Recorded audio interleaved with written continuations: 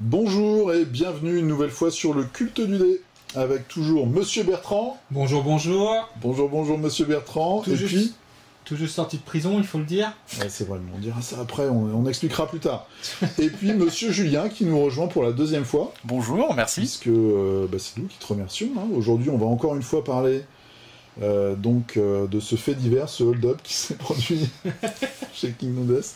On va parler du jeu Kingdom Death de Monsieur Putz, et puis plus particulièrement, Julien va nous expliquer un petit peu... en exclusivité. En exclusivité. Tiens, exclusivité mondiale, quoi. Mais c'est toi qui...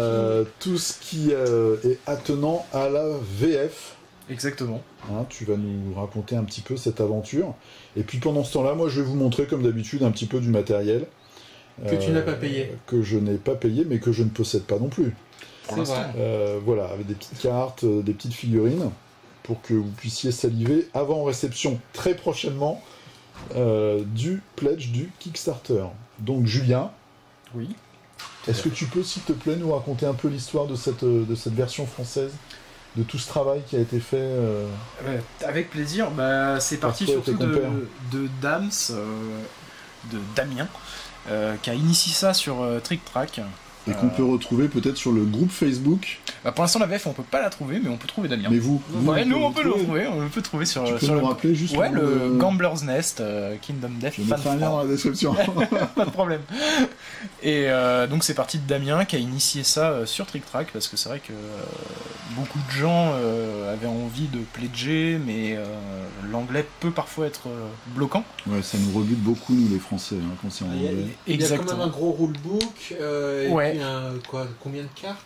Il y a 700 ou 800 cartes, je crois. 800 cartes. Après, c'est vrai que c'est surtout le rulebook qui est bloquant, parce qu'il y a beaucoup de fluff, beaucoup d'événements un peu à lire, et c'est vrai que parfois ça peut être bloquant.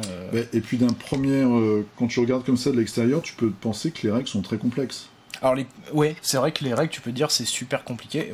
Moi, pour ma part, je trouve que c'est simple. Le jeu est très didactique, très détaillé et très intelligent dans sa façon de progresser.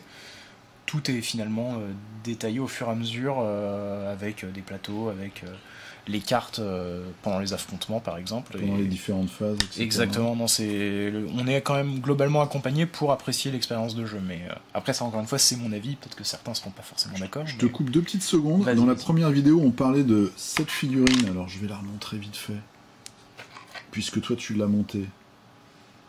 C'est celle-là, donc c'est le White Speaker science-fiction, c'est ça? Exactement. Et donc, le doigt est une pièce, on en avait parlé vite fait. On la voit, les doigts sont juste ici, c'est les 2 petites pièces là. Il y en a 2 au cas où si on en pose un. Hop. Ah oui, c'est au cas où il y en a un qui roule sous la table.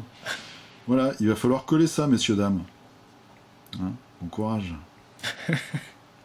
Ne lancez pas de 1, je crois que le 1 est mortel. Hein, le 1 est mortel, mais bon... J'espère que personne ne construit ses figurines en lançant un dé juste avant pour s'infliger des malus. Une main dans le dos. Sans colle. Ah. Non, mais après, moi étant vraiment un piètre monteur de figurines, j'ai réussi, donc je pense que n'importe qui peut y arriver. Faut être patient et... Exactement, prendre son temps et pas essayer de rusher, et ça devrait très très bien se passer. Pour revenir sur, juste pour partager mes impressions, moi, sur les règles, en fait, ça me faisait très peur au départ quand j'ai vu le rulebook, j'ai fait ouf. Et en fait, moi je l'exprimerais comme ça. Il y a beaucoup de règles, mais ce sont des règles courtes et adaptées à chaque fois à une des phases du jeu. Donc au final, ça se rend très bien. C'est-à-dire que vous allez avoir une phase d'apprentissage à chaque phase du jeu. Vous allez avoir des règles spécifiques à appliquer. Mais ensuite, c'est toujours les mêmes qui reviennent, donc qui s'enrichissent. Voilà, qui vont s'enrichir par les cartes et les événements, ou avec des spécificités ou des contre-règles, des choses comme ça, je suppose. Mais au final, c'est pas un jeu dur à comprendre. Non, pas du tout. Alors, il y a toujours des petits points de règles qui ont été solutionnés par Putz en disant si jamais il y a vraiment une contradiction, vous appliquez la règle de la mort, C'est la règle toujours la plus défavorable. Défavorable aux joueurs, exactement.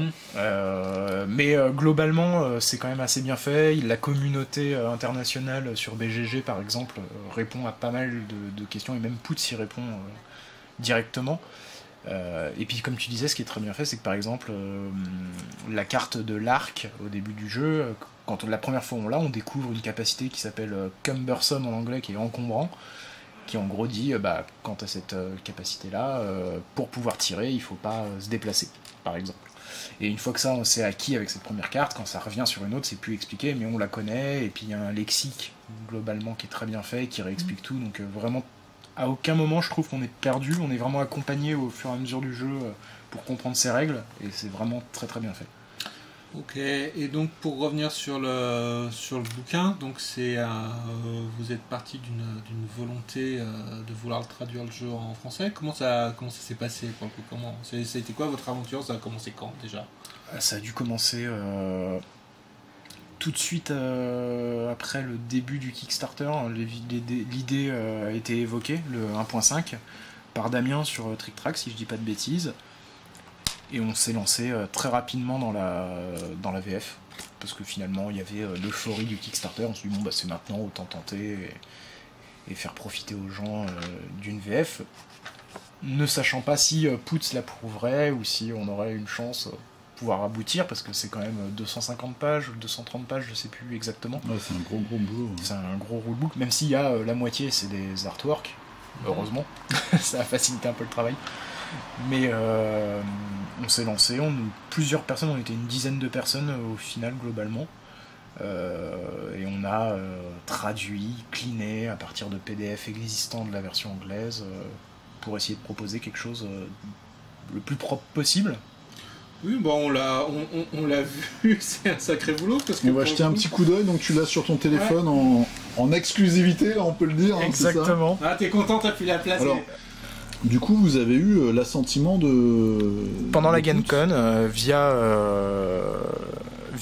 quelqu'un qu'on connaît qui connaît Poots, et qui a pu justement avoir un peu son retour là-dessus, et apparemment ça semblerait bon, en tout cas pour le rulebook. Donc du coup, ce sera le rulebook avec les artworks. Exactement, là on a fait en sorte d'avoir exactement la même pagination, la même mise en page. T'as réussi à faire rentrer le français là où était l'anglais? Ouais, globalement, sur ces pages-là, c'est assez facile. On a eu... non, ce qui a été plus compliqué, c'est par exemple sur les événements de chasse. Ça, c'était quand même un peu plus ardu, mais globalement, c'est rentré. On a quelque chose, en tout cas, j'espère, d'assez correct. C'est vraiment les règles de mécanisme du jeu. Ça, c'est la première partie à lire normalement quand on commence la première histoire. Le premier combat, en fait. Exactement. Tout traduire en français. Et voilà, et on va s'arrêter là. Exactement. On va pas spoiler, on va pas spoiler. Plus.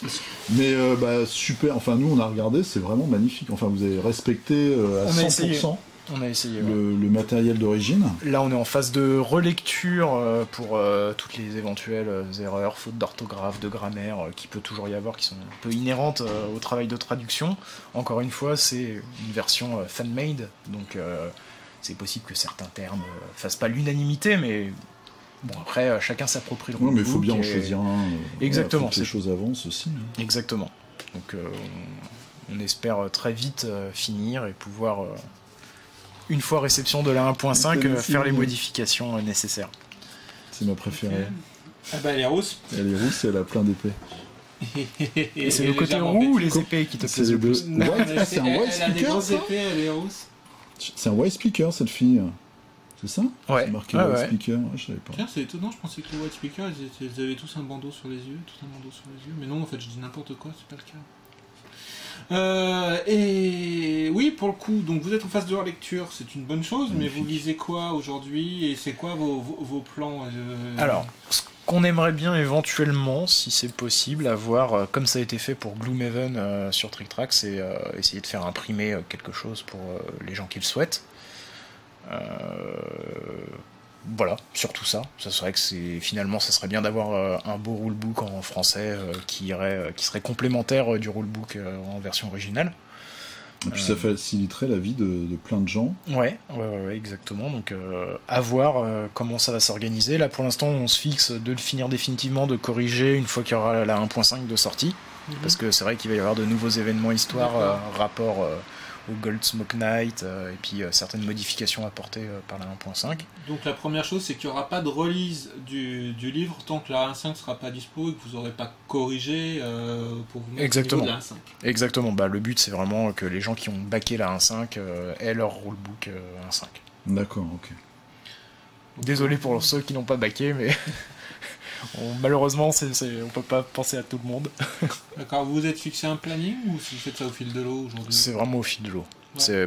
Chacun a un peu ses obligations personnelles et professionnelles, donc c'est vraiment quand on a le temps, on avance dessus. De toute façon, au pire, vous n'allez pas pouvoir reprendre le taf dessus avant le mois de novembre, quoi.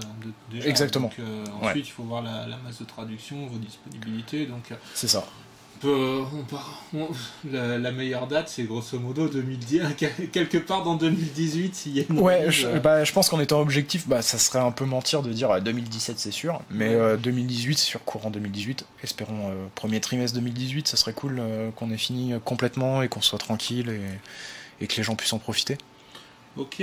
T'as déjà un peu une idée du volume, parce que là vous avez du volume de correction en fait il y aura apporté, non? Volume de correction. Ce qui a été mentionné pendant le Kickstarter ou pas? Je pense pas que ça va être énorme non plus. C'est juste des pages qui s'ajoutent et peut-être des corrections. Faudra juste être minutieux et bien vérifier ce qui a été changé. Mais sinon, je pense pas qu'il y aura un volume de 40 pages à modifier. C'est juste prendre le temps de bien tout vérifier, d'être sûr qu'on n'a pas fait d'erreur, pour pas non plus induire les gens en erreur quand ils vont jouer. Parce que c'est vraiment pas le but. Et donc Kingdom Death, c'est bien, c'est un gros rulebook, mais c'est aussi des cartes. Oui, exact. Les cartes, on aimerait bien les faire. Vous aimeriez bien les faire? Dans l'idéal, ouais. C'est vrai que après, c'est quand même pas mal de cartes. On parle de 700 cartes, c'est ça? Ouais, 700-800 cartes. Sans les extensions, Ouais, pour le core game. Pareil, on aimerait bien aussi traduire les extensions. De préférence. Parce que chaque extension vient avec son petit bouquin. C'est ça, ouais. Exactement, il y a une vingtaine de pages. Etc. Ils sont vraiment très beaux, hein, les livres sont magnifiques. Chaque fois, c'est vraiment très très beau. Ça, c'est vrai que ce serait bien si on pouvait le traduire, mais encore une fois, ça prend du temps. Et puis il faut tout le matériel d'origine, etc. Exactement. Et puis faut aussi des gens. Là, vous aurez peut-être aussi des gens qui vont jouer du coup. Parce que actuellement, je sais pas s'il y a beaucoup de vrais joueurs, de joueurs physiques du jeu en France, quoi. Sur la première version. Pour le coup, par exemple, dans le groupe Facebook, on a ce qu'on appelle un player finder pour que les gens puissent éventuellement trouver des gens près de chez eux. Et puis tester avec un voisin quand. Exactement. Et je crois, si je dis pas de bêtises, sur la 50aine de personnes qui s'est inscrit, qui s'est rentré dans le Google Doc du player finder. Il y en a un qui a le jeu. Non, mais il y en a 5-6 sur les 50 qui ont la version 1.3 ou je ne sais plus combien. Donc effectivement, c'est un peu difficile pour l'instant en France, j'ai l'impression, de trouver des joueurs. De mémoire, vous avez-vous le nombre de pledgers de la 1.5 en France? 520, je crois. 520 quand même? C'est pas mal. Hein. Ouais, c'est plutôt mal. Puis il y a aussi les amis francophones de Suisse, de Belgique, certains dans le groupe, et puis bien sûr du Québec et du Canada. C'est un jeu pour les Suisses. Et pour le coup, vous attendez quoi là?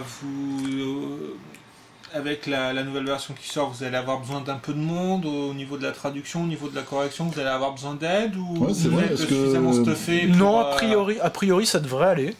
De toute façon, sur le groupe, sur le topic Trick Track, on en parlera s'il y a besoin, on l'a fait jusqu'ici, même si ces temps-ci c'est un peu plus calme. Mais non, a priori ça devrait aller, je pense. Okay. J'espère que ça continuera comme ça, puis si jamais on a besoin, on se tournera vers la communauté. D'accord, donc pour suivre en fait l'évolution du projet, c'est le forum Trick Track essentiellement sur le fil dédié. Et aussi sur le groupe Facebook éventuellement. C'est vrai qu'on en parle moins parce qu'à la base, le groupe Facebook avait été créé indépendamment de ce projet de trad, vu qu'on savait pas si ça allait être... Il est plus récent quand même. Ouais, effectivement. Le projet de trad, il apparaît en novembre 2016. Ouais, et le groupe Facebook, je crois qu'il apparaît fin mars ou début avril 2017. D'accord. Donc c'est quand même très, très récent, le groupe Facebook. D'accord. Mais il y a déjà 300 membres. 303 membres, hein, 303, peut-être même, exactement. à l'heure actuelle. Voilà, tous banquiers ou Voilà, dans la héritiers, finance, hein, voilà, des, finance, des métiers respectables. Pas de polémique, s'il vous plaît. Ok.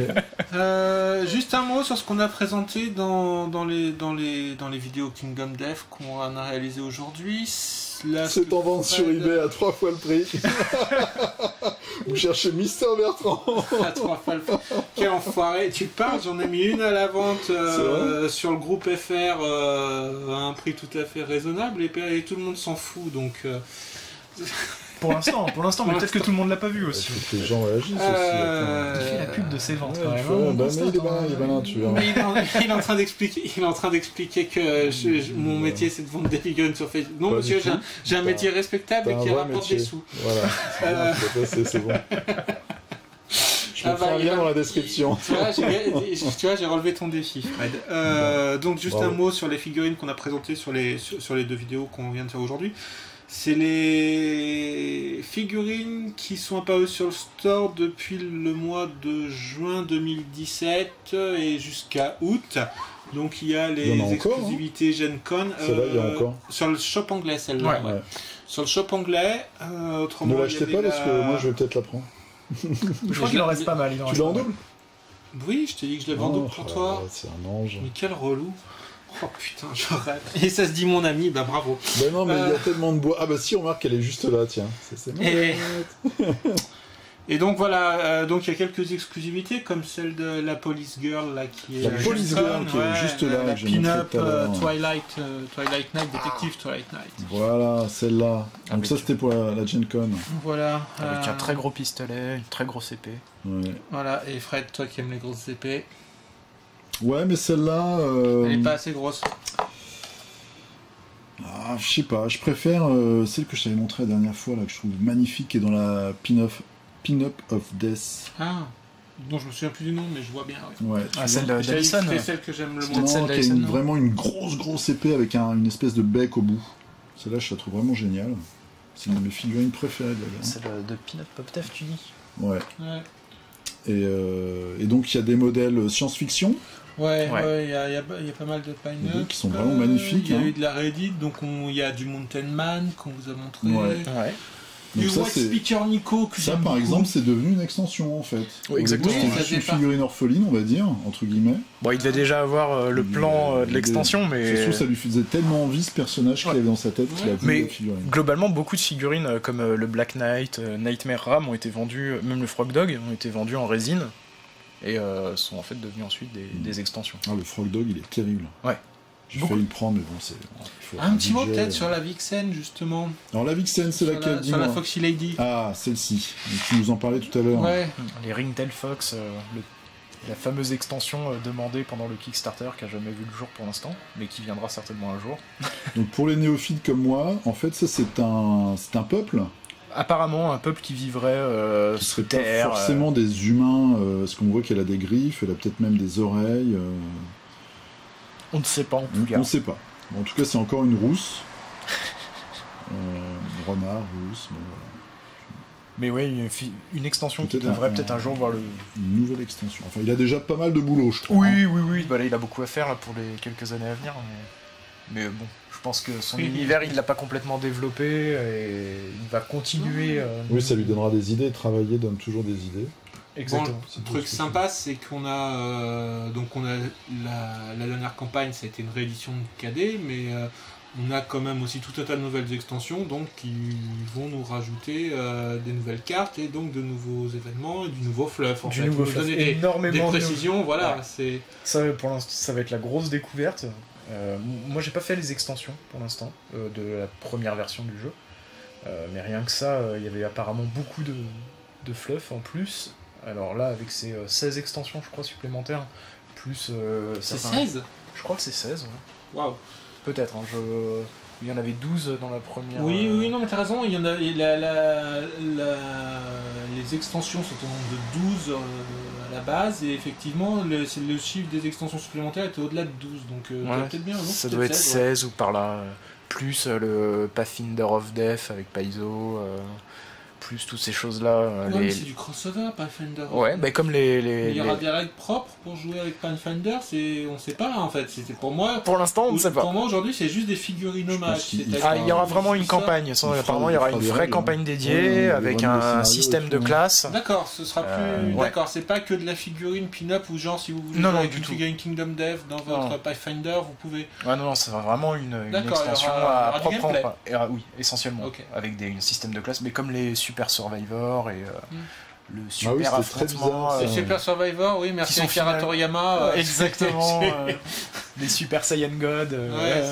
Non, mais c'est très marrant de faire ce genre de crossover. C'est peut-être là où j'aime moins le jeu.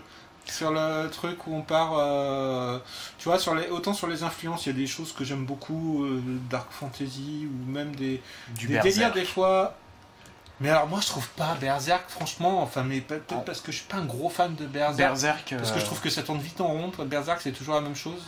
Oui, mais sur la création du jeu, par exemple, ne serait-ce que la plaine des visages, c'est complètement Berserk. C'est sûr. Même Frog Dog, il ressemble à un des personnages. Ah ouais. Il y a un ennemi, un moment de Berserk justement qui est vraiment. Moi j'y voyais, mais alors là plus pour l'inspiration pin-up, il y avait pas mal de choses qu'on pouvait retrouver dans le travail de Masamune Shirow, qui est pas forcément le plus connu parce que il est connu pour Ghost in the Shell, mais il a fait aussi tout un tas de pin-up. Faut croire qu'il fait plus que ça d'ailleurs. Il a arrêté de dessiner, enfin du manga, mais il a fait tout un tas de bouquins de pin-up. D'accord. Et de temps en temps, je trouvais qu'il y avait des ressemblances, entre autres dans le sci-fi, c'était assez rigolo. Mais oui, c'est vrai que le côté Berserk, mais bon, moi je dois avoir un problème avec Berserk, je trouve très vite que ça se répète, mais. L'animé est pas mal. Ah ouais. Moi j'ai regardé l'animé sur Netflix, les 3 là. C'est un peu long, mais la fin est rigolote. Bah voilà, c'est un peu long. Et mais encore, c'est souvent le cas avec les mangas. Ça reprend qu'une partie du manga en plus. Oui, ça reprend une partie du manga. Ok. Impec, bah là je vous ai fait un petit panorama. Donc tous les fans en fait sont invités à rejoindre le groupe Facebook. Ouais, exactement. Plus la communauté francophone sera grande, et je pense bien francophone, c'est pas dédié uniquement aux Français. Tout à fait, donc si vous êtes Suisse, même les Suisses on les accepte, enfin tu les acceptes. Ouais, tout à fait, Damien les accepte. Damien les accepte. On est très accueillants. Et puis donc on attend dans 2 semaines, voilà le jeu. Moi je persiste et signe. Non, mais ça, 2 semaines, toi t'as dit 1 mois, et moi, toi je dis Noël. Moi je dis 5 semaines quoi, voilà. C'est encore une fois moi le plus courageux, et qui donc vais perdre la partie comme d'habitude. On va refaire on fera peut-être une vidéo sur les figues, vite fait, un petit... Si tu veux en refaire une sur les figues, on en refera une sur les figues, nous on est là pour toi Fred. Ou dans 2 semaines quand on recevra le jeu, on verra tout ça, ou sinon... Il ne lâche pas, il y croit. Pas de problème. En tout cas, merci Julien déjà pour tout le travail que tu as abattu pour la communauté. Bah j'étais pas tout seul. Parce que c'est... Voilà, et puis tout le groupe. Parce que on se rend pas compte, lancer un projet c'est souvent facile, mais arriver à la fin c'est ce qui est le plus dur. Ouais, on savait pas si on allait aboutir, mais. Et là vous avez réussi à faire un truc qui est super chiadé. C'est sympa. Et c'est vraiment cool. Puis merci pour votre invitation parce que c'est toujours sympa de. De rien, ça faisait longtemps qu'on voulait en parler. Enfin voilà, on a des. C'est un plaisir. On a quelques marottes là, on a envie de mettre en lumière certaines personnes et certains jeux qui peuvent nous en parler, qui font des communautés françaises. Donc. Voilà, le Kingdom Dev pour le coup il y avait plein de choses à raconter et c'est un vrai plaisir. On espère que la prochaine fois Monsieur Damien sera là. On est 4. Et comme ça, plus de fous. C'est génial. Que des barbus. Encore. Ah là là. Il n'y a pas un roux en plus. Oh mon dieu. Bon. La dérive totale. Oh mon dieu. Bon, en tout cas merci et puis à bientôt. A plus, Bertrand, Fred. pour de nouvelles aventures. Peut-être avec des tentacules. Tentaculaires. Non, on n'en dit pas plus. Julien, au plaisir. On va suivre tout ça. De toute façon, ça va arriver très très vite. Exactement. Ouais. 2 semaines, c'est ça? Ouais, moi, je suis pour 2 Dans ses rêves 2 semaines. Ouais, je croise les doigts. Et puis, portez-vous bien, jouez bien et à la prochaine. Ciao, prenez soin de vous.